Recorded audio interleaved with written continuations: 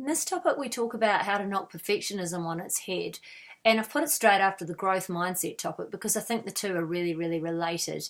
Often, perfectionism is an extension of a very fixed mindset and not wanting to take any risks or not wanting to risk looking stupid or less than perfect. Many of the women, the middle-aged women I have coached, have issues with perfectionism, and it's something I have had to overcome in myself. So I've done a lot of research on it and a lot of reading on it, and I've worked very, very hard to overcome it in myself. And even making these videos, which I know are so far from perfect, is a lesson in me trying to get over myself as a perfectionist. I am doing them. I want them to be out there. I don't have time to make them perfect. How would I know if they're going to be perfect anyway? I'm doing them anyway. So it's really a step out of my comfort zone to do things like this, but it's really important for me to show you that if you've got perfectionism issues yourself, the only way through that is to actually just do something. I used to be an absolute shocker.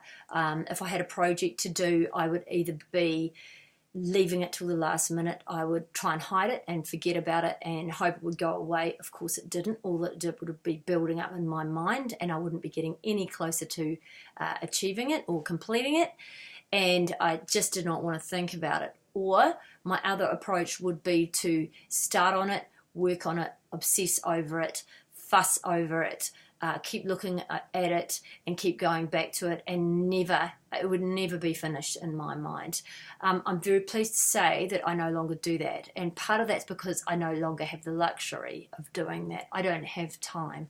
I have decided that it's more important to achieve things than it is to have them perfect. So it's a bit of a controversial subject, perfectionism, because again, especially for some of the women I've worked with, they're like, what do you mean I can't make what I do perfect?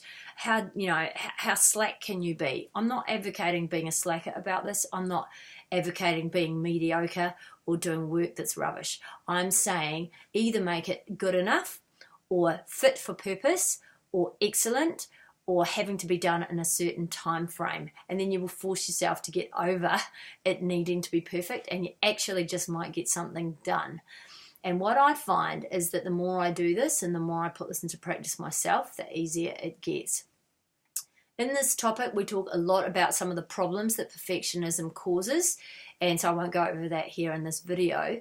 We also talk about perhaps some of the things you can do to help get over it in yourself.